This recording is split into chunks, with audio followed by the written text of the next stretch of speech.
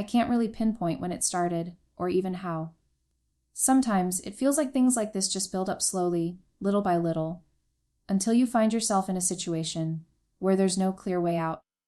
It wasn't part of any plan, and certainly not some overwhelming attraction that I was aware of. But at my sister's wedding it just happened. Sarah was over the moon that day, and her joy was so contagious. Everyone was buzzing with excitement. The flowers, the music, the dresses, the speeches. It was the kind of day that just felt like it should go on forever. Jack, my husband, and I had arrived together. I could tell he was a bit distant, as usual. He wasn't unhappy, but he wasn't exactly present either. He was polite, of course, but his mind seemed somewhere else. And I was caught up in the whirlwind of the event, trying to make sure everything was running smoothly, keeping an eye on my sister, managing my role as the supportive older sibling. But as the evening went on, I found myself stepping away from the chaos. Jack was talking to a few of the other guests, so I decided to take a break, get some air. I wasn't planning to get involved with anyone else. Honestly, I didn't even feel like I was in the mood for much interaction.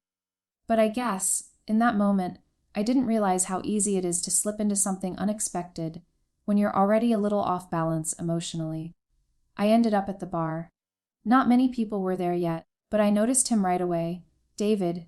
He was standing there, kind of out of place, but not awkward, just sort of casual. Tall, broad shoulders, a warm smile. He had that kind of presence that made you notice him without him even trying. He wasn't someone I'd met before.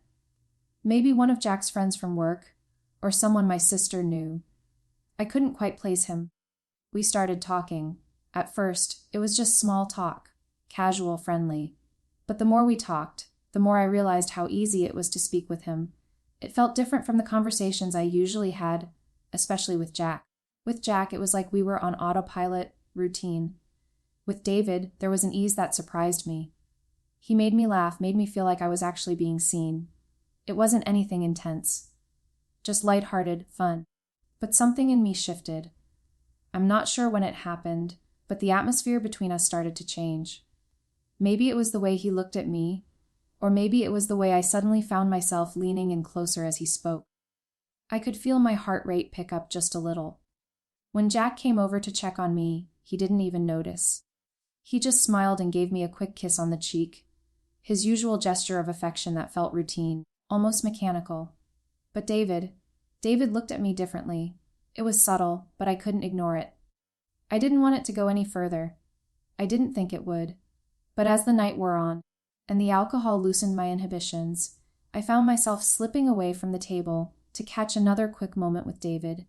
It wasn't planned. It wasn't calculated. But I could feel myself wanting to know more about him. Feel something different. For the first time in a long while, I felt seen in a way I hadn't realized I missed. I remember standing outside, the cool breeze brushing against my face, the music faintly drifting out from inside. David stood beside me, talking about nothing in particular, but everything felt so significant. There was this pull between us, this tension in the air, and without thinking, I leaned in. He didn't hesitate. It was a moment that seemed to stretch out forever. A kiss that was soft, slow, but lingering. And I knew in that instant I had crossed a line. I could feel the guilt creeping in almost immediately, but it was also like a fog had lifted. For a brief moment, I was no longer the wife, the sister, the daughter. I was just me. I hadn't felt like me in a long time, but then I pulled back, my heart racing. What had I done? What was I thinking? It wasn't like me, and I knew it wasn't right. Yet the feeling lingered. The kiss, the connection, the way it felt to be wanted. To feel something other than the routine that had been my life for the past few years. I didn't want to acknowledge it, but deep down, I knew something had changed in me that night. I couldn't shake it off. The guilt was there, of course.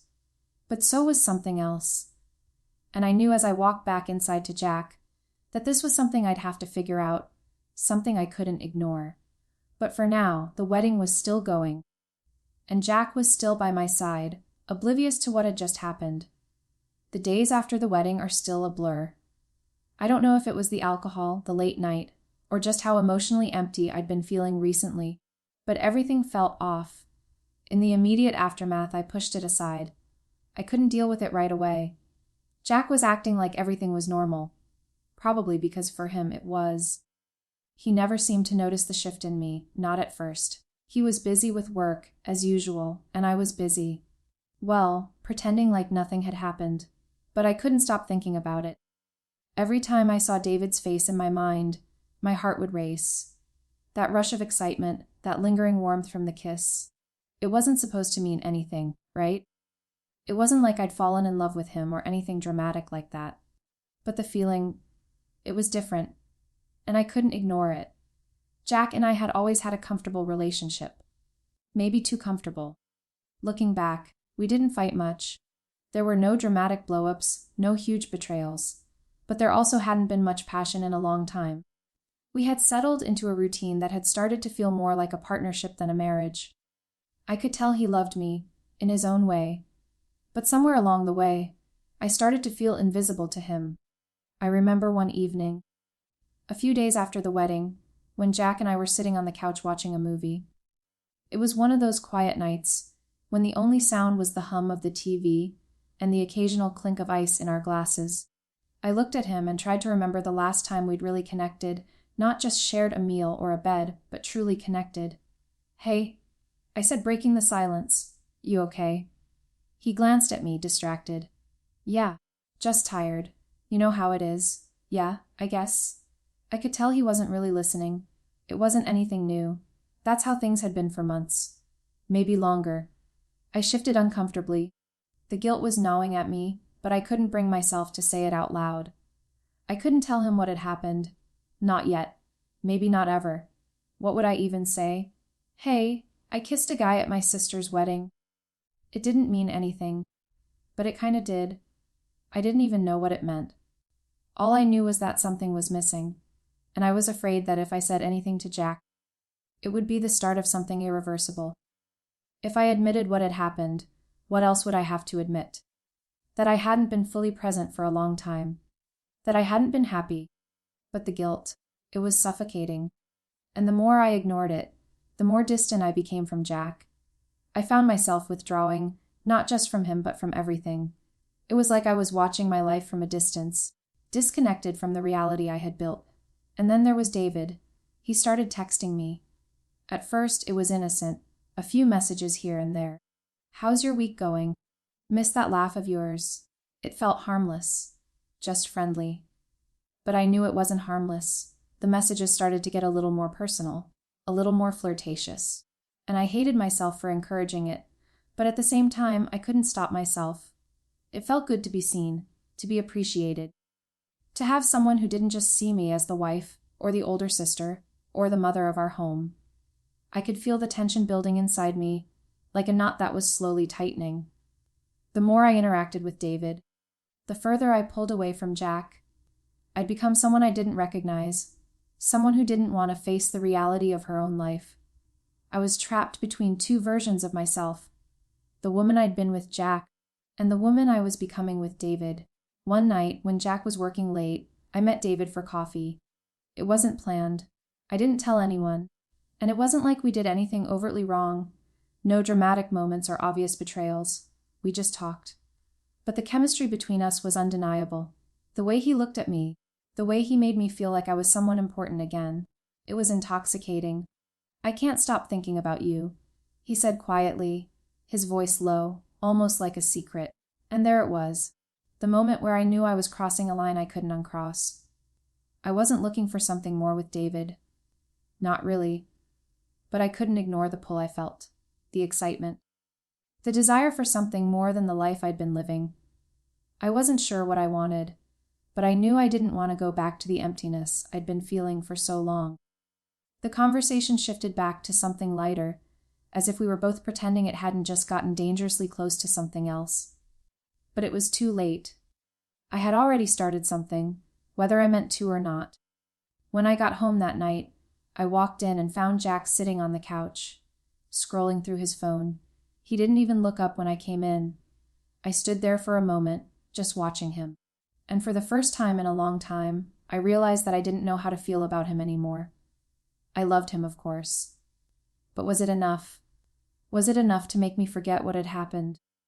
To make me forget the way David had made me feel. I don't know. Maybe I wasn't ready to face the truth yet. Maybe I was just too scared of what I might find if I did. The days blurred together after that. I don't even remember how I made it through each one. Everything felt heavy. Like I was carrying around something I couldn't get rid of, something that was starting to suffocate me. Jack seemed oblivious to the change in me. He was just there. Going through the motions, doing his part, being the husband he thought I needed. But the distance between us was growing, and I knew it. I could feel it in the way he touched me, or rather, didn't touch me. The way his eyes seemed to look right through me when we talked. He didn't even ask about the wedding, about what had happened there. It was like we were both pretending nothing had changed, when in reality everything had. I couldn't bring myself to tell him the truth. Couldn't bring myself to admit what I had done. Because how could I? How could I tell him that I'd kissed someone else? That I'd let someone else make me feel wanted? Make me feel something I hadn't felt in years? But the thing that hurt the most wasn't the guilt or the shame. It was the silence between us. The way we were both so afraid of what was really happening that we kept avoiding the real conversation. And then there was David. We continued talking. At first, it was just harmless. Texts here and there, casual check-ins. But soon, the tone shifted. He was more direct, more persistent. And I let him. There was something in his messages that made me feel alive. Made me feel seen in a way I hadn't felt in so long. It was like he knew exactly what to say, how to say it, to make me feel important, special. He didn't make me feel like a wife or a mother, or any of the roles I had assumed over the years. He made me feel like a woman. It started innocently enough. He'd ask how my day was going, or comment on a photo I'd posted, but eventually, the conversation turned to us. He'd send me a message, late at night, that would make my heart race. I miss you. I wish you were here. And I would sit there, staring at the screen, feeling a mix of excitement and guilt.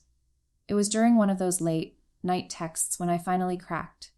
I was alone in the kitchen, the house quiet, the hum of the refrigerator the only sound. Jack was asleep, his back to me, unaware. I could feel the weight of it all pressing down on me, suffocating me.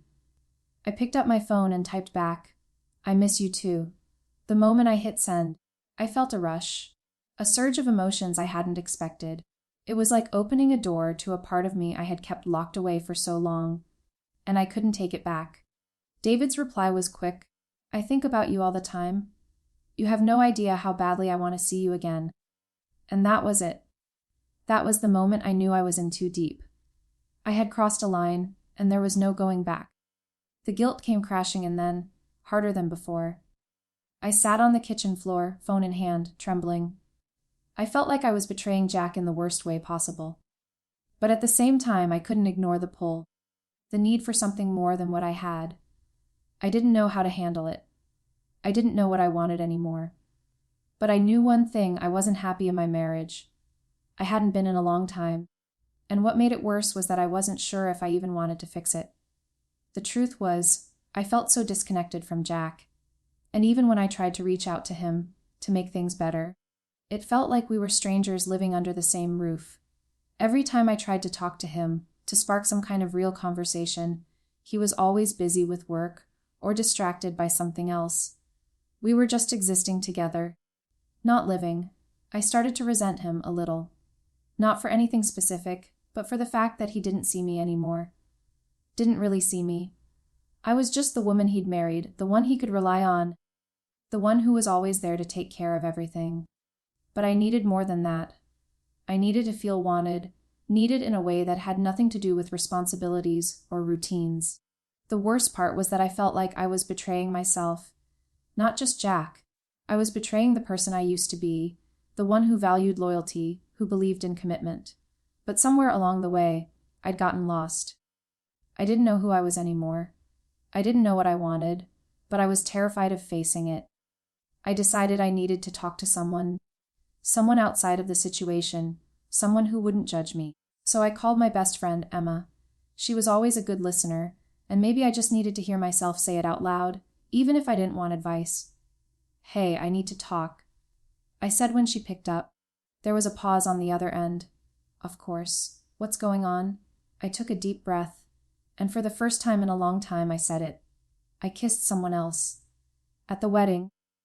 And now I don't know what to do. I could hear her inhale sharply, but she didn't say anything right away. Okay, are you going to tell Jack? I wasn't sure how to answer that. I didn't know what I wanted to happen. I don't know. I don't even know if I should. And then, in that moment, I realized something. I didn't just need to talk to Jack. I needed to be honest with myself first. What was I doing? Why was I letting this happen? And more importantly, what did I actually want from this?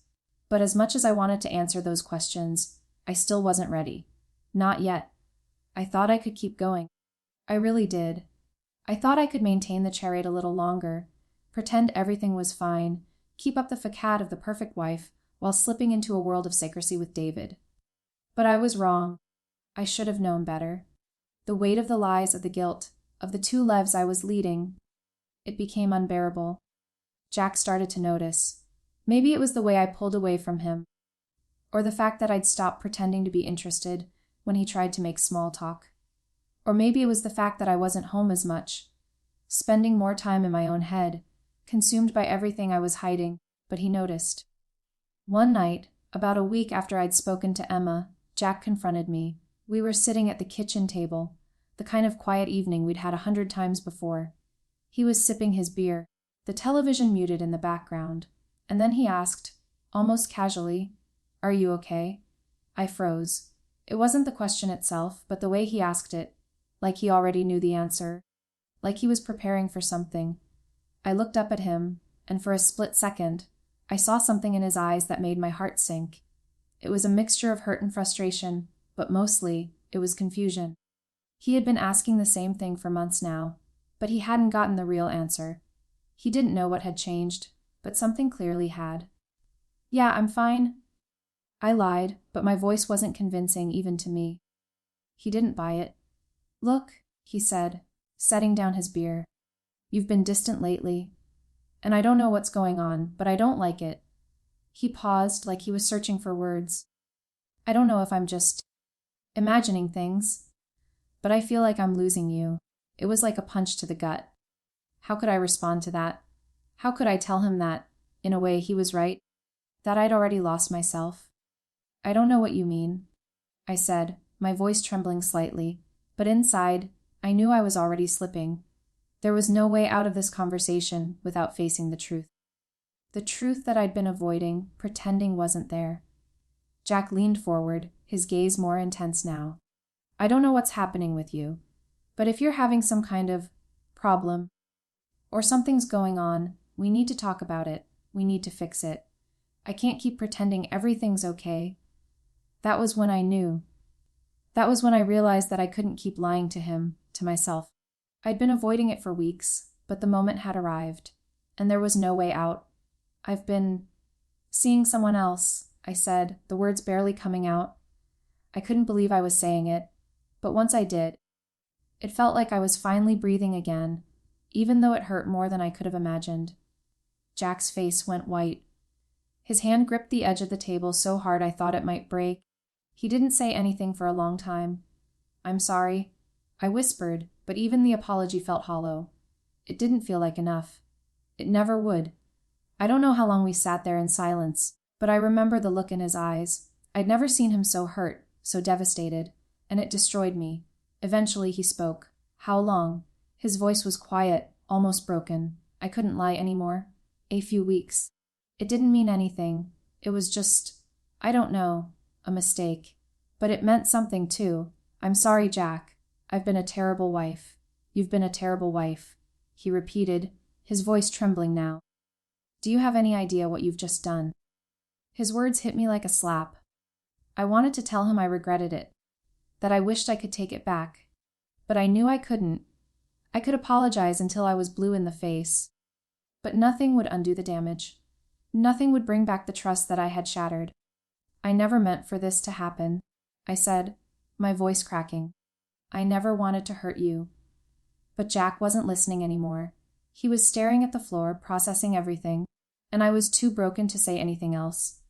He didn't deserve this. He deserved honesty, respect, and love, not whatever mess I had made of our marriage. Finally, Jack stood up and walked out of the room. The sound of his footsteps fading away was like the last thread of everything I thought I knew unraveling. I stayed there in the silence, staring at the empty space where he had been. I didn't know what was going to happen next. I didn't know if we'd make it through this, or if he'd ever be able to look at me the same way again. I had no illusions. I knew I had ruined everything. The guilt I felt was suffocating, but it was nothing compared to the emptiness I felt inside, because for the first time in years, I didn't know who I was. I wasn't the woman Jack had married, and I wasn't the person I thought I could be. I was just lost. The next few days were a blur. Jack didn't come home for 2 nights, and when he did, we barely spoke. The space between us was too vast to bridge, and I could feel it. We both knew that something had changed, something irreversible. The silence between us had become so loud, so impossible to ignore, that we were both living in a world that didn't feel like our own. I had broken something, and I wasn't sure if it could ever be fixed. I still don't know where this will end. Maybe we'll work through it, maybe we won't. But I know one thing for sure: I can't undo what I've done. I can't change the past, and I can't go back. All I can do now is try to figure out where to go from here.